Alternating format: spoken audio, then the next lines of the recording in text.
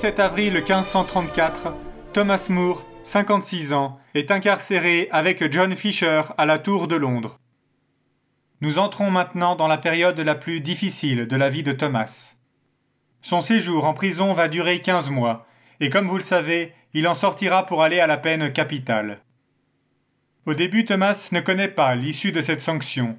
Il pense même qu'il va s'en sortir, mais peu à peu, il réalise qu'il risque bien d'y rester croupir toute sa vie. Ce qui est édifiant dans son attitude, c'est qu'il ne se préoccupe pas tant de son sort. Son unique souci, c'est de mettre à profit ce temps qui lui est accordé dans la solitude pour se rapprocher de Dieu. Les premiers mois, il est installé au rez-de-chaussée de la tour. C'est une cellule meublée d'un lit, d'une table, d'une chaise et d'un petit poêle. Thomas a le droit de lire et d'écrire. Cromwell autorise même des échanges de lettres avec sa famille et ses amis. Mais bon, ce qu'il cherche surtout, c'est de pouvoir lire ces lettres en espérant y trouver des arguments de condamnation. Cromwell autorise aussi des visites dans l'espoir que sa famille fasse changer d'avis Thomas More. Alors pour ce séjour en prison, il faut bien comprendre une chose, c'est que la pression sur les épaules de Thomas ne va faire qu'augmenter. Aucun de ses amis, des conseillers du roi et même des membres de sa famille ne comprend son refus de signer. Bien au contraire, on lui reproche d'avoir mis sa famille dans une situation économique de plus en plus difficile, et les membres de sa famille risquent en plus eux aussi de tomber en disgrâce.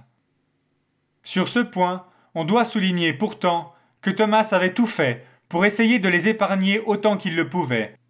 Il avait déjà anticipé le pire en rédigeant avant son arrestation un acte de cession de tous ses biens pour sa famille. Mais à son arrestation, le roi l'a fait annuler et a confisqué toutes ses terres. Heureusement, dès sa démission de la chancellerie, il a pris soin de replacer tous ses domestiques dans des maisons amies. Il avait aussi veillé à ce que tous ses enfants soient en sécurité chez des proches et ses filles chez leur mari. Malgré tout, son entourage est sans pitié. Pourquoi s'acharne-t-il donc à défendre une église dont il dénonçait lui-même la corruption? Pourquoi ne veut-il pas signer cet acte? S'il ne le fait pas pour lui ou sa famille, qu'il le fasse au moins pour le bien de la nation. Enfin quoi, si le roi n'a pas d'héritier, l'Angleterre risque de nouveau de tomber dans la guerre civile. C'est cela ce qu'il veut? On va tout lui dire, hein. Puisque tout le monde a signé sauf lui, c'est qu'il est orgueilleux, vaniteux, c'est qu'il se prend pour un sage, c'est qu'il se croit meilleur que les autres, etc., etc. Alors vous imaginez bien, le tiraillement intérieur est terrible. De nombreuses fois il doute et il met toute son énergie pour rester accroché à ses convictions. Vous savez, une des grandes difficultés, quand on suit ce qu'il y a de meilleur en nous, c'est que l'on doit, presque toujours, faire face au sarcasme et au mépris général. Mais la plus grande souffrance pour Thomas More, ce sont les sarcasmes de ses proches, l'incompréhension de sa propre famille. Comprenez bien que ce grand combat qu'il va mener pour sa conscience, il va le mener seul. Personne, ni de sa famille, ni de ses amis, va l'accompagner, va le soutenir, ou même va le comprendre. Tous vont au contraire essayer de le dissuader et de le décourager à suivre cette voie.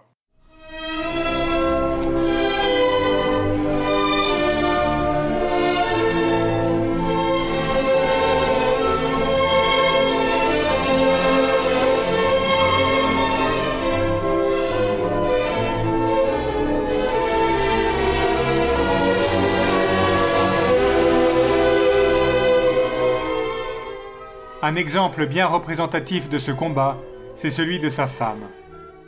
Lorsqu'elle obtient les droits pour une visite, la seule qu'elle fera, elle vient malheureusement avec un esprit très terre-à-terre, sans excès de délicatesse, comme le disait Erasme. Ces propos ont été rapportés par leur fille Margaret. Voici ce que la femme de Thomas, Alice, lui dit en arrivant. « Je m'étonne que vous, qui avez toujours passé jusqu'ici pour un homme sage, vous vous donniez maintenant des airs de fou. À quoi pensez-vous en demeurant dans cette prison étroite et sale? Vous n'avez pour compagnie que des rats et des souris, alors que vous pourriez jouir de votre liberté, des faveurs du roi et du conseil. Mais pourquoi vous ne voulez pas faire ce qu'ont fait tous les évêques et les hommes les plus savants du royaume? Ah, quand je pense que vous avez à Chelsea une très belle maison, votre bibliothèque, votre galerie, votre jardin, votre verger, et tant d'autres commodités où vous pourriez vivre heureux, en compagnie de moi, votre femme, et de vos enfants. Je vous demande, au nom du ciel, quel plaisir vous pouvez trouver à croupir ici. Thomas alors essaye de lui répondre en la faisant monter. Je vous en prie, chère Alice, répondez à une seule question. Est-ce que cette maison ici n'est pas plus près du ciel que la nôtre? Ah non, mon pauvre homme, encore la même chanson? Allons, Alice, n'est-ce pas vrai? Ah mon Dieu, mais vous ne démordrez donc jamais de cette manière de voir? Elle répétera alors ce que beaucoup disent. Si vous persévérez avec votre vain scrupule de conscience, tous ceux de vos amis qui semblent les plus à même d'agir en votre bien finiront par vous laisser tomber. Cette expression, elle sera souvent répétée à Thomas par sa famille et ses amis. Tous parlent de ce vain scrupule de conscience. Mais Thomas va répondre de manière forte. Ma conscience scrupuleuse regarde comme un grand péril pour mon âme la prestation d'un serment que sa seigneurie tient pour une bagatelle. Et puisqu'en cette affaire je ne m'en remets qu'à Dieu, il m'importe très peu que les hommes lui donnent le nom qu'ils veulent, qu'ils la nomment conscience, vain scrupule ou obstination, peu importe. Je n'entends point me régler sur la considération du monde. J'agis non par obstination, mais pour le salut de mon âme, ne pouvant inciter mon esprit à penser autrement. Quant à tout le reste, bien, terre et ma vie tout ensemble, dès lors que cette conscience est certaine à mes yeux, j'espère vraiment que Dieu me donnera la force d'en supporter la perte, plutôt que de jurer à l'encontre de cette conscience et de mettre mon âme en péril. C'est le déchirement du cœur. Alors que lui joue sa vie, et surtout son âme, sa femme reste enracinée dans les inquiétudes matérielles. Thomas vit le drame que vivent de nombreux couples, vous savez, quand l'un des deux veut se lever, veut s'élever, élever son âme aux choses spirituelles et au vrai combat que demande la vie, et que le conjoint veut rester assis et se borne à ne considérer la vie que sous cet aspect si plat des pensées matérielles et du petit confort. Je vous recommande de lire les écrits de Thomas More en prison, surtout les lettres à sa fille. Ils sont poignants. Ils témoignent combien ça a été difficile pour lui de mener ce combat. D'ailleurs, il va écrire un peu sur les difficultés liées à sa famille. Nous reviendrons plus tard sur ses écrits de prison, mais voici déjà un extrait de son livre « Le dialogue du réconfort contre les tribulations ». Dans cet extrait, il parle du dépassement nécessaire de l'amour familial, qui est très souvent un frein à l'évolution spirituelle des hommes. Il écrit « Le diable a mille et une manières subtiles de tendre ses pièges. Il nous tente par le monde, il nous tente par notre propre chair, il nous tente par le plaisir, il nous tente par la souffrance, ou encore il nous tente par nos ennemis. Mais aussi, il nous tente souvent par nos propres amis, et, sous prétexte de parenté, il fait, fort souvent, de nos plus chers amis nos pires ennemis. Les tentations qui viennent de nos amis et de notre famille sont bien plus souvent susceptibles de nous détacher de Dieu que celles de nos ennemis les plus mortels. Oui, comme l'a dit le Seigneur, on aura pour ennemis les gens de sa famille. Pour se protéger, la première précaution est celle-ci. À l'attention de toutes les personnes, ayez le même amour, ayez le même oubli, qu'il s'agisse de parents ou qu'il s'agisse d'étrangers. Détachez votre cœur tant des uns que des autres, même, en un certain sens, spécialement des parents, de crainte que la chair et le sang ne se raniment du fait de l'amour naturel qui vit toujours entre parents et qu'il faut toujours mortifier pour monter au niveau spirituel. Que tous vous soyez comme des étrangers. De cette manière, vous serez plus en règle avec tous, plutôt que si vous leur donniez cet amour que vous devez à Dieu. Vous savez, nous, quand on lit ces conseils, on est confortablement installés, on trouve que c'est beau, mais il faut bien comprendre que ce dont Thomas parle, ces tentations terribles liées à la famille, c'est un déchirement intérieur qu'il vit alors profondément. On a vu l'exemple de sa femme, la dureté de ses mots, mais ce n'est pas fini. Le 1er mai 1534, c'est sa fille aînée Margaret qui lui écrit pour l'inciter à revenir sur son refus de prêter le serment. Et je crois que la réponse de Thomas mérite d'être lue. Ma très chère fille, si je n'étais pas fermement établi dans ma résolution depuis bien longtemps déjà, ta lettre affligeante m'aurait beaucoup abattu. Davantage certainement que toutes ces autres terribles choses que j'entends souvent dire à mon sujet. Ces choses ne me touchent certainement pas d'aussi près, elles me sont beaucoup moins blessantes que de te voir, toi, ma si chère fille, t'efforcer avec une passion véhémente de me convaincre d'adopter ce parti sur lequel, par pure nécessité, pour le respect de mon âme, je t'ai déjà si souvent pourtant donné une réponse précise. En ce qui concerne les points de ta lettre, je ne peux pas y apporter de réponse, car je devrais alors exposer les raisons qui dirigent ma conscience, et comme tu t'en souviens certainement, je vous l'ai plusieurs fois déclaré, je ne les dévoilerai à personne. C'est pourquoi, Margaret, ma fille, je ne peux rien d'autre, puisque tu t'efforces à nouveau de me convaincre de suivre ton avis, que de te demander, et même de t'implorer, de mettre fin à ces efforts et de te satisfaire de mes réponses précédentes. C'est une douleur mortelle pour moi, bien plus mortelle même que l'idée de ma propre mort, que de te voir toi, avec mon fils, mon épouse, et mes autres enfants chéris et amis innocents, en grande défaveur avec moi, et par là même en grand danger. On voit encore ici que la préoccupation principale de Thomas, ce sont leurs âmes. Le remède n'étant pas en mon pouvoir, je ne peux que tout remettre à Dieu. Ainsi donc, ma chère fille, qu'en son aimante miséricorde, le bienheureux Esprit du Christ vous dirige et vous guide tous, selon son bon plaisir, et pour le bien-être et le réconfort à la fois de votre corps et de votre âme. Et il signe, ton père tendre et aimant, Thomas Moore.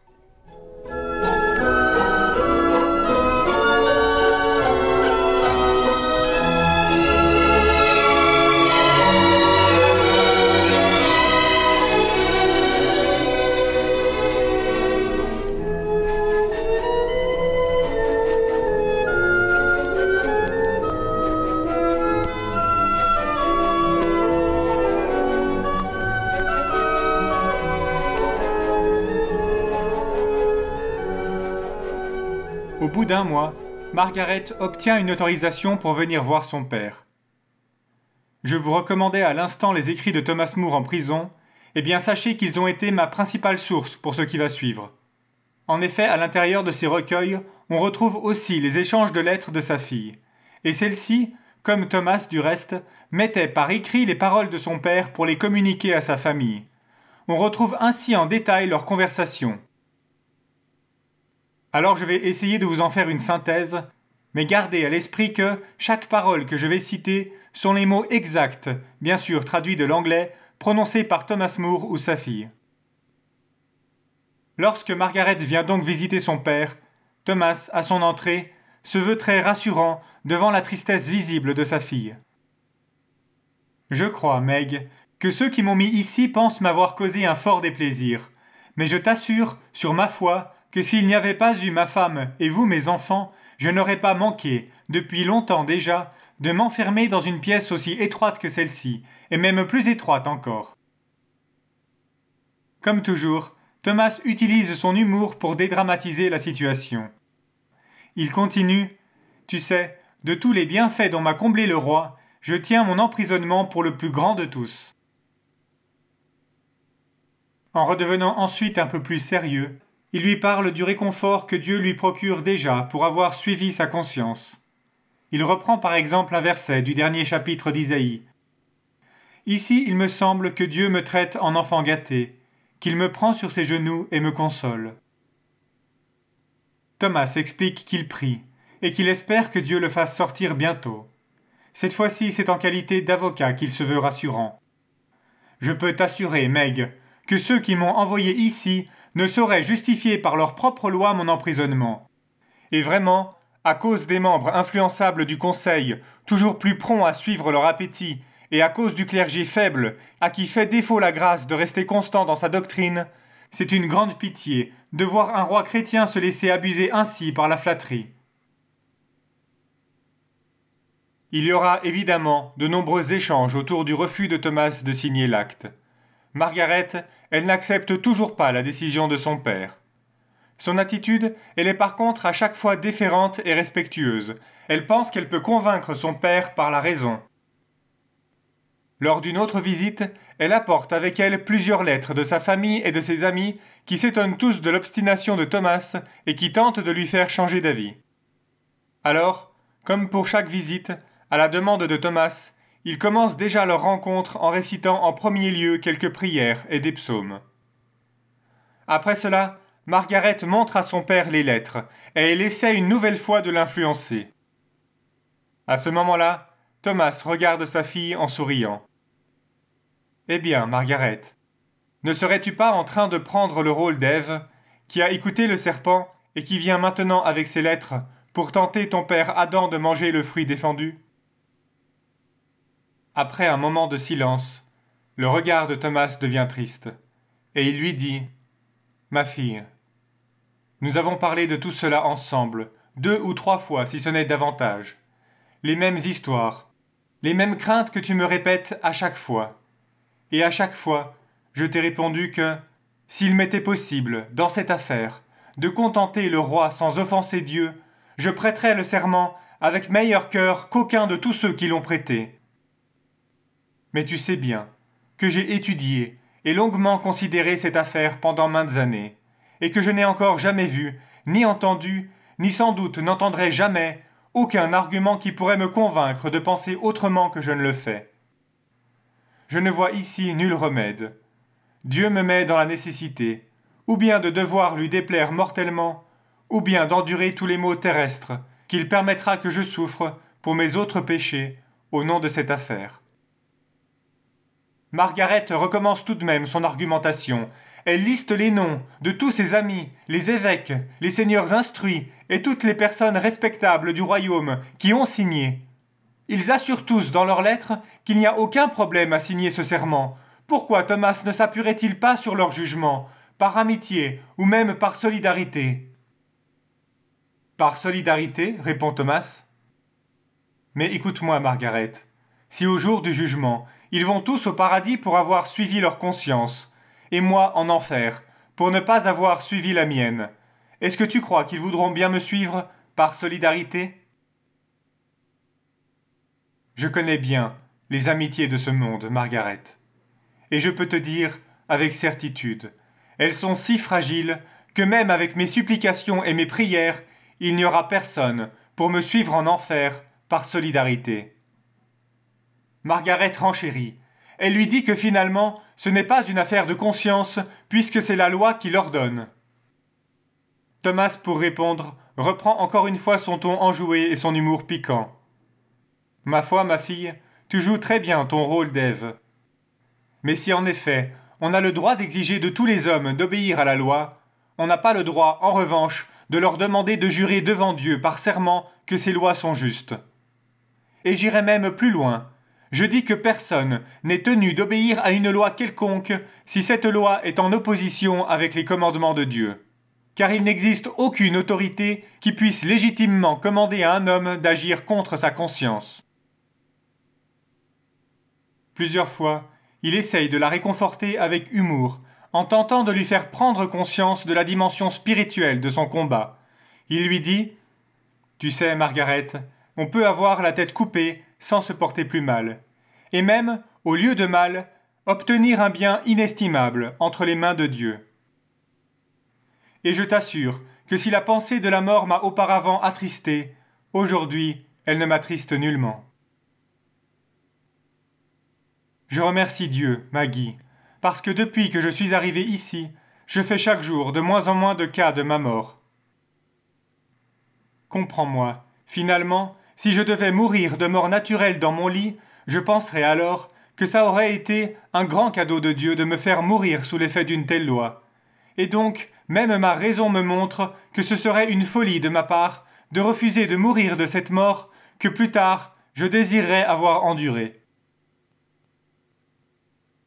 À cette idée de la mort de son père, Margaret s'écroule alors en pleurs. Dans une synthèse de la rencontre qu'elle a confiée à sa sœur, elle écrit « Me voyant fort attristé, car j'avais le cœur bien lourd du péril où était mon père, il me sourit et il me dit « Eh bien alors, Margaret, où est passée la petite Ève? Où en sont tes pensées? Tu n'as donc déjà plus d'arguments pour faire manger la pomme à ton père Adam ?» Et il poursuit « J'ai besoin de toi, Meg. Je connais bien ma fragilité. Et je sais que Saint-Pierre lui-même, qui avait bien moins de raison que moi de craindre, ressentit une telle frayeur qu'à la parole d'une simple jeune fille, il abandonna et renia notre Sauveur. Aussi je ne suis pas assez fou, Meg, pour garantir que je tiendrai bon jusqu'au bout. Mais je vais prier pour avoir la force. Et je te prie, ma chère fille, de prier avec moi, afin qu'il plaise à Dieu qui m'a donné cette disposition de m'y maintenir. » Mais sa fille en larmes n'accepte toujours pas. Elle craque et elle s'écrie « Pourquoi? Pourquoi refusez-vous de prêter le serment, père? Nous l'avons tous prêté nous-mêmes. Voyez l'embarras dans lequel vous vous plongez vous-même et toute votre famille avec vous. » Il lui fait alors cette réponse poignante. « Tu crois que je n'y ai pas songé, Margaret? Tu crois que je n'y ai pas réfléchi pendant de maintes et maintes nuits? Est-ce que tu sais combien de nuits d'insomnie, combien de nuits d'angoisse j'ai passées, pendant que ma femme dormait, croyant que je dormais aussi? Tu crois que je n'ai pas envisagé tous les dangers qui allaient nous assaillir? J'y ai tellement songé, Margaret, que je suis sûr de n'être surpris par aucun d'eux. Non, non, crois-moi. En tout ceci, je n'ai pas oublié le conseil du Christ dans l'Évangile, et avant de me mettre à bâtir cette forteresse pour la sauvegarde de mon âme, je me suis assis et j'ai compté. J'ai compté combien il allait m'en coûter. Et si tu savais combien j'avais le cœur gros en y pensant. Mais malgré tout cela, je remercie le Seigneur de m'avoir fait la grâce de ne jamais capituler jusqu'à présent, même devant l'hypothèse où mes pires craintes se réaliseraient. Je ne suis que fragilité, Margaret. Et tu ne sais pas combien cette lutte est dure contre la faiblesse naturelle de mon cœur. Non, on ne va pas au ciel dans un lit de plumes. Ce n'est pas la voie. Notre Seigneur lui-même y est allé à travers de grandes douleurs et de maintes tribulations. Tel fut le chemin qu'il prit pour s'y rendre, et le serviteur ne doit pas se croire plus grand que son maître. Il termine ensuite par ces mots de réconfort. « Ma très chère fille, que ton esprit ne se trouble en rien de ce qui pourrait m'advenir en ce monde. Rien ne peut m'arriver que par la volonté de Dieu. Et je suis persuadé que, quoi qu'il puisse arriver, même si ça semblera aux yeux des hommes être le pire, crois-moi, ce sera en fait être le meilleur. » Alors vous imaginez bien la douleur de la séparation lorsque Margaret doit quitter la prison. Pourtant, lorsque le geôlier vient la chercher, Thomas sait de nouveau utiliser son humour pour détendre l'atmosphère. Il dit au geôlier « Ah, monsieur le lieutenant, soyez tranquille, je ne suis pas mécontent du traitement que je reçois ici. Mais si c'était le cas, si jamais je venais à m'en plaindre, n'hésitez pas à me mettre à la porte. » Par la suite, même si l'acceptation de Margaret du choix de son père ne sera pas facile, elle sera décidée toutefois à lui apporter son soutien. Dans une de ses lettres, elle lui propose de réciter ensemble une prière qu'ils avaient en commun chaque jour à la même heure. Elle souhaite ainsi augmenter leur union en esprit et se donner de la force mutuellement. Et l'on se doute bien que cette proposition a dû bien réchauffer le cœur de Thomas.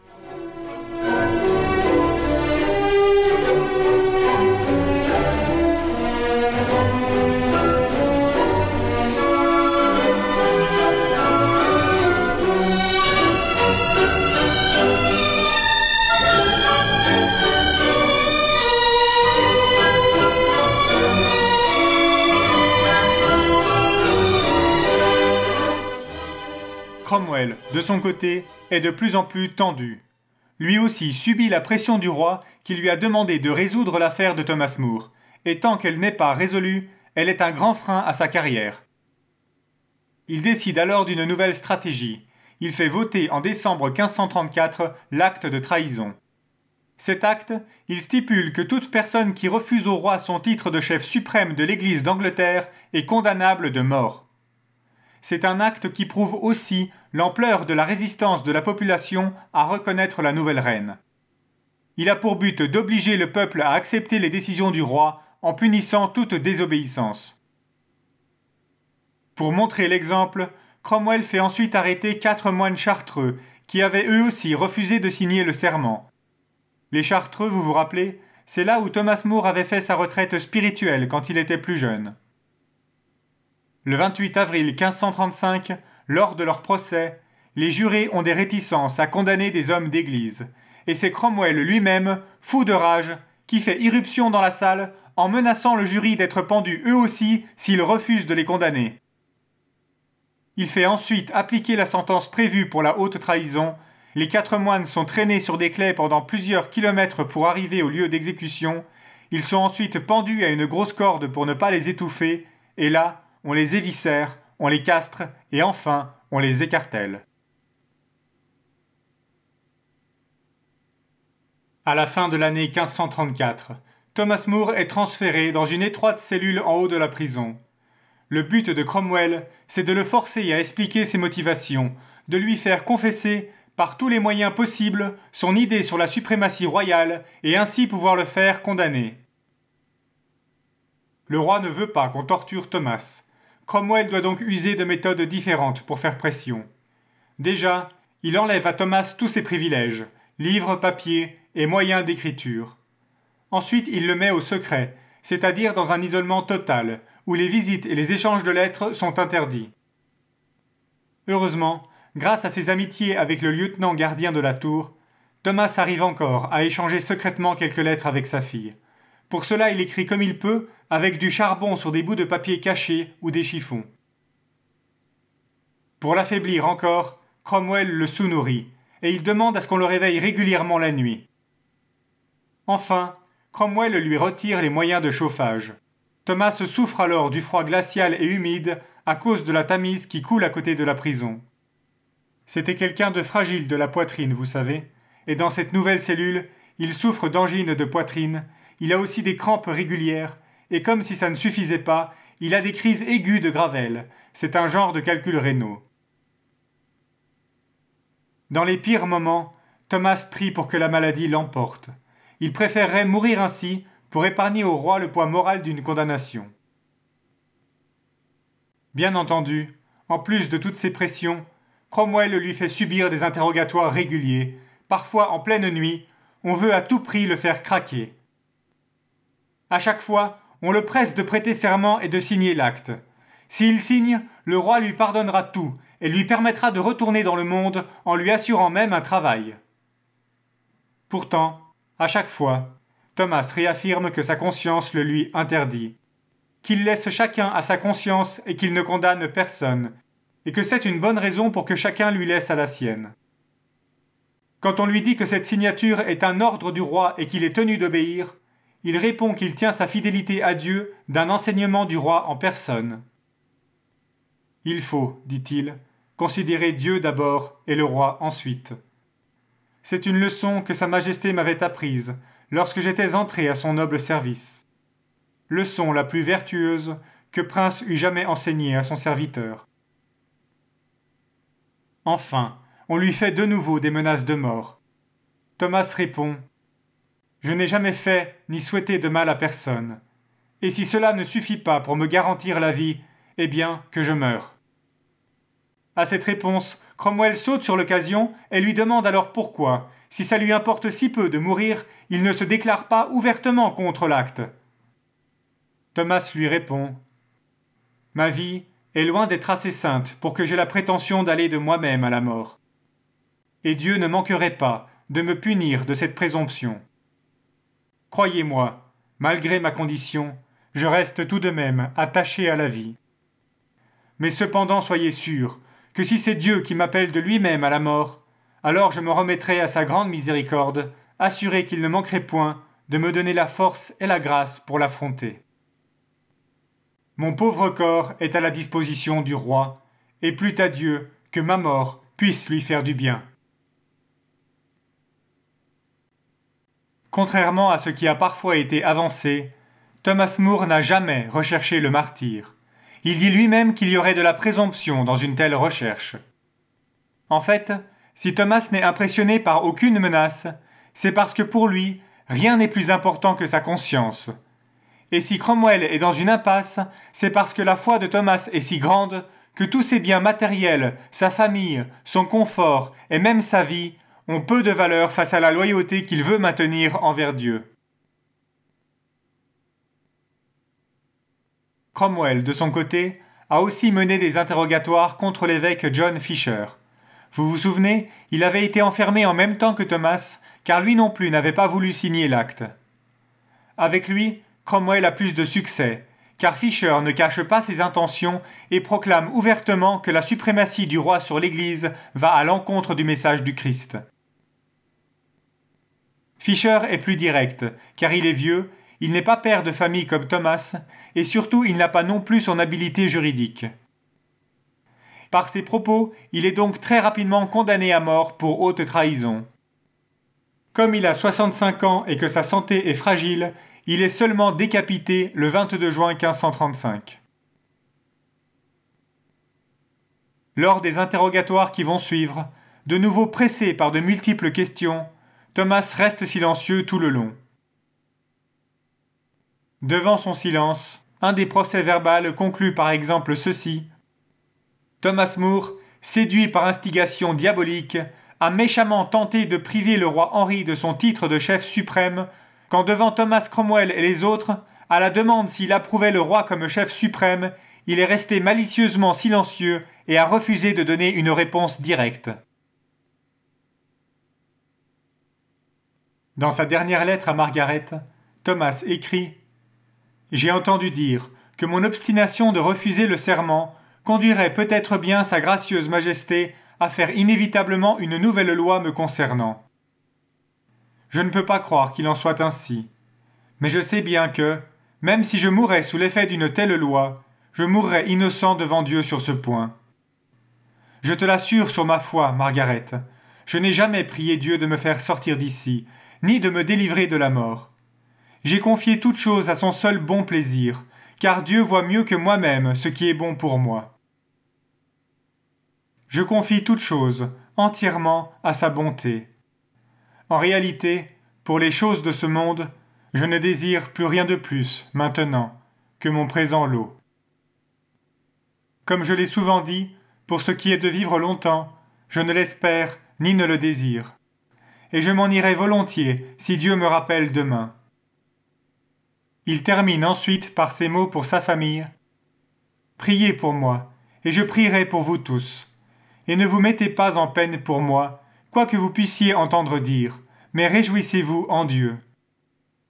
Je supplie le Seigneur de vous remplir tous du bonheur de l'espérance du ciel. Et enfin il signe, écrit avec un morceau de charbon, par votre Père tendre et aimant, qui, en ses pauvres prières, n'oublie aucun de vous, ni vos bébés, ni vos nourrices, ni vos bons maris, ni les judicieuses épouses de vos bons maris, ni la judicieuse épouse de votre Père. Un des biographes de Thomas More appelle cette période la chute de Thomas More. Alors c'est vrai que c'est la période où Thomas va perdre tout ce qu'il a acquis, ses biens matériels, sa notoriété, ses amis, sa famille et même sa vie. Mais je crois que qualifier cette période de chute, c'est se limiter à la dimension matérielle et temporelle de sa vie. Comme il le dit lui-même, Thomas More veut suivre les pas du Christ. Il n'a pas tout perdu, il a tout donné de plein gré. Sa vie, on ne la lui prend pas, c'est lui qui l'offre pour quelque chose de plus grand. C'est un peu comme lorsque le pape François parle de l'échec de la croix en parlant de Jésus. Il montre qu'il se limite à sa dimension temporelle et qu'il n'a rien compris au message du Christ. Et c'est quand même dommage quand on est un pape. Si l'on considère la dimension spirituelle, on ne parle plus de l'échec de la croix, mais plutôt de la gloire de la croix. On ne parle plus de la chute de Thomas More, mais plutôt de son ascension. Lorsqu'il était plus jeune, Thomas avait écrit le poème suivant. Si le véritable amour en nous est brûlant, puissant et ardent, alors nulle peine, nul chagrin ne pourront jamais survenir que nous ne soyons heureux d'endurer. Toutes les souffrances, et même la mort, nous paraîtront bien trop peu, si nous recevons en récompense cette présence pleine de joie de l'être sur qui nous avons apposé notre cœur et notre amour. En restant fidèle à sa conscience, Thomas mène un combat plus grand que celui de la survie du corps. C'est celui de la survie de son âme. Pour lui, c'est le plus grand combat de sa vie, le seul qui compte, le combat invisible, le combat contre lui-même. Dans cette épreuve, Thomas se confie entièrement à la grâce de Dieu, et ainsi il brille, il déstabilise tout son entourage par sa sérénité. On a beau lui proposer de signer l'acte pour sortir de prison, pour retrouver sa liberté, sa maison, sa famille, qu'est-ce que tout cela pour lui ? Thomas renonce jusqu'au bout, car il sait que cette liberté qu'on lui propose n'est qu'une illusion, et que pour lui, la vraie liberté est tout autre. Mais ça, c'est ce que je vous propose d'approfondir dans le prochain chapitre.